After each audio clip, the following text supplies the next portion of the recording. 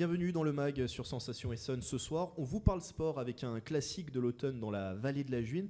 Bonsoir Patrick Dorizon et Jean Livet. Bonsoir. Bonsoir. Respectivement président et vice-président de l'OMS Boucle de la Juine, l'association qui organise ces deux courses le dimanche 2 octobre. Donc il y a le Semi de la Juine et les traditionnelles Boucles de la Juine. Pour les Boucles de la Juine, on aurait été à la 27e édition cette année. C'est, je l'ai dit, un classique dans le Sud-Essonne. Il y a une nouveauté cette année, c'est que dans cette course, donc, il y aura le premier semi-marathon, un premier semi-marathon qui sera proposé. Première question toute simple, pourquoi faire évoluer cette formule? Pourquoi proposer cette année un semi-marathon?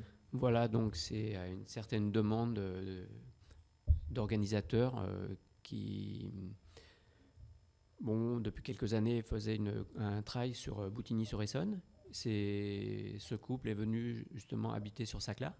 Donc, ils ont abandonné ce trail à Boutigny et ils ont voulu s'investir un peu dans la région, sur Saclay. Donc, sachant que, me connaissant en tant que coureur, donc, ils m'ont demandé si ça pouvait nous intéresser de créer un semi-marathon. J'ai dit pourquoi pas, il faut qu'on en parle en bureau. Donc, on s'est regroupés tous ensemble et on a décidé de créer cette année un semi-marathon. Donc, on a dit ça fera une année test pour cette année et tout en prévision pour l'année prochaine, le faire qualificatif pour les championnats de France. Donc, ce semi-marathon, on l'a créé parce que voilà, les Boucles de la Juine arrivaient à leur 27e, 28e édition. Donc, c'est vrai, une course déjà arrivée à tant d'éditions, ça commence à s'essouffler. Donc, on a voulu faire un peu un renouveau en même temps dans la région. Et donc, si ce semi-marathon peut nous amener encore plus de monde, donc voilà. Et le 11 km, c'est une course intermédiaire. Donc parce qu'il y a deux parcours qui seront proposés voilà, le jour J de la course. Donc le 11 km, on l'a créé, c'est le 15 km modifié en 11 km. Donc pour les gens qui ne peuvent pas faire le semi-marathon, donc voilà. Donc un semi-marathon proposé le 2 octobre, j'imagine aussi qu'il y avait une volonté d'attirer peut-être des coureurs, Patrick Dorizon, plus aguerris, plus experts aussi. Oui, tout à fait. On a voulu cibler un petit peu ceux qui courent de façon très très régulièrement et qui participent à beaucoup de compétitions dans l'Essonne et ailleurs. On précise, un semi-marathon, c'est 21 km. C'est 20 km 100. 20 km 100. Exactement, il ne faut jamais oublier les 100 km. Les 100 mètres, parce que c'est ça, des fois c'est difficile à finir. Donc voilà, c'était pour toucher tout le monde, faire plaisir à ces coureurs qui sont, disons, un peu un niveau au-dessus, et malgré tout, garder cet état d'esprit, à savoir la continuité des boucles, ramener à 11 km, qui nous permet d'adresser cette course à tous les gens qui font ce qu'on appelle les joggers, et qui seront là très contents de venir s'essayer sur un 11 km. Une formule qui évolue, messieurs, est-ce que ça nécessite aussi peut-être des changements au niveau de l'organisation, de la préparation de cette course ? À notre niveau, au niveau technique, oui, ça représente quand même pas mal de changements. Déjà, beaucoup plus de monde. Accroître la sécurité, déjà. Ensuite, tout ce qui est au niveau démarchage, au niveau des partenaires, parce qu'il faut un budget quand même plus conséquent, déjà d'une. Donc, on remercie quand même tous les partenaires qui nous suivent, les communes, tout ça. Ils sont nombreux cette année. Voilà. Donc, un grand merci à eux. Ensuite, après, tout ce qui est les changements, oui, il faut plus de monde, il faut plus de sécurité sur le parcours, il faut une structure plus importante quand même, parce qu'on ne pouvait pas faire ce style de course, surtout deux courses, avec la même structure pour le 15 km. Donc là, on est obligé de prendre une société informatique qui va gérer justement les deux courses. Nous, ça nous retire quand même une épine du pied, parce que c'est vrai que c'est beaucoup de travail, déjà, et beaucoup d'organisation. Sinon, après, c'est toute l'intendance, tout ça, c'est pareil. C'est M. Dorizon qui s'en occupe parce qu'il a beaucoup plus de temps que moi. Voilà. Et donc pour nous, il y a un gros changement. Et on est beaucoup plus maintenant au sein du bureau. Donc, on peut se partager quand même toutes ces tâches. Jean Livet évoque la sécurité. J'imagine que cette année aussi, vu le contexte actuel, avec des événements annulé, il y a un point d'orgue, il y a une priorité donnée à la sécurité sur cette course. Oui, tout à fait. Ça fait quand même 6 mois qu'on travaille dessus avec mon épouse, donc ça nous a pris pas mal de temps, de rendez-vous avec aussi bien le département et les différents conseillers, la commune d'Étampes aussi. Et puis, en ce qui concerne la sécurité, ça m'a pas trop posé de problème puisque j'ai eu à gérer des manifestations très importantes.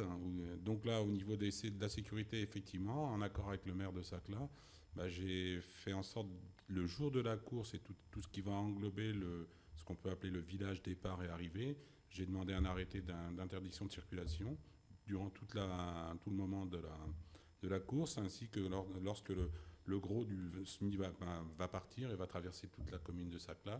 Donc c'est pareil, la route sera barrée à la circulation pendant à peu près une petite heure.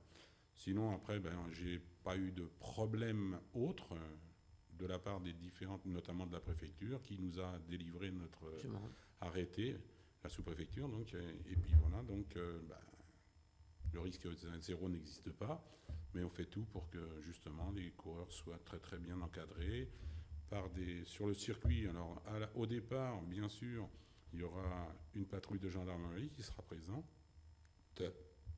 Et ensuite, sur le parcours, que ce soit le 11 ou le 21 ou le 20 ou le 21, la sécurité sera faite par des motos et des quads et l'ouverture de course par des véhicules, que ce soit l'une ou l'autre. Alors le concret, bien sûr, pour les participants, c'est la course. 2 parcours proposés, on l'évoquait, donc le semi-marathon et également un parcours de 11 km. Ça va traverser 4 communes, Saclay, Guillerval, Méréville et Saint-Cyr-la-Rivière. Je l'ai noté sur mes fiches. Voilà, comment va-t-il s'articuler ce parcours ? Comment va-t-il s'articuler ? Bon, déjà, quelles difficultés peut-être les difficultés, on est dans une vallée, donc pour sortir d'une vallée, il y a des côtes. On ne peut pas y louper. Donc, le 11 km, on va passer sur la fameuse côte de Boigny, donc, qui est connue depuis 28 ans, au moins pour ce parcours. Donc, c'est la seule difficulté pratiquement rencontrée sur le 11 km. Une belle côte qui fait pratiquement 1 km 500 à peu près, 1 km. Par contre, le semi-marathon, là, ça va être un peu plus dur. Le semi-marathon, il y a 2 belles côtes. Une pour sortir de la commune de Saint-Cyr-Marancourt, qui remonte sur la D49 pour retourner sur Méréville.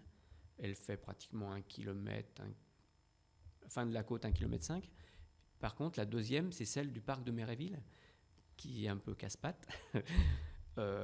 Celle-là, elle n'est pas trop longue, mais bon, très pentue. Donc, c'est la deuxième difficulté rencontrée sur le semi-marathon, en espérant que ça ne laisse pas trop de traces sur les coureurs. Mais bon, on verra bien, de toute façon. On le précise bien sûr, des points de ravitaillement tout au long du parcours de la course.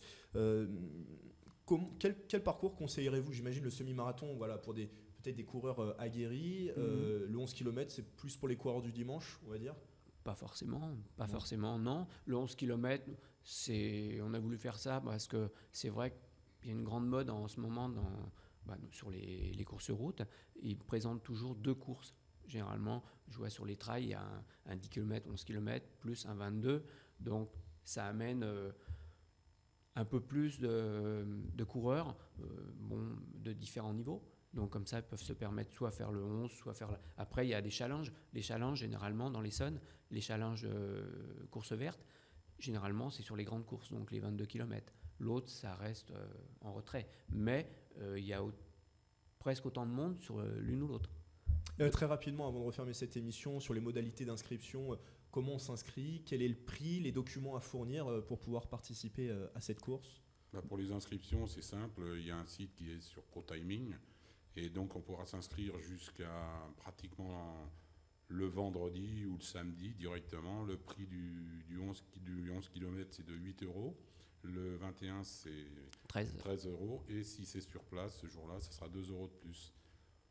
Donc voilà, et même 10 minutes, un quart d'heure avant, si quelqu'un se réveille en retard, il pourra venir. Et ProTiming est capable d'enregistrer. Pendant qu'il courra, il sera en train de se faire enregistrer. Et pour plus d'informations, vous voulez juste un petit...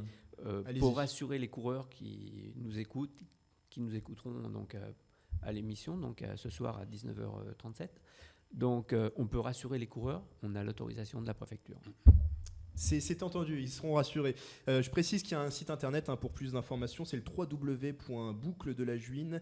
www.wix.com. Merci messieurs. Je rappelle Patrick d'Horizon et Jean Livet. Merci d'avoir été avec nous. Merci beaucoup. Je rappelle donc que vous êtes respectivement président et vice-président de l'OMS Boucle de la Juine, l'association qui organise ces 2 courses le dimanche 2 octobre, les traditionnelles boucles de la Juine et le semi de la Juine, un semi-marathon qui sera proposé. C'est la fin de ce mag sur Sensation Essonne, une émission à retrouver en podcast sur radiosensation.fr. Très bonne soirée à tous.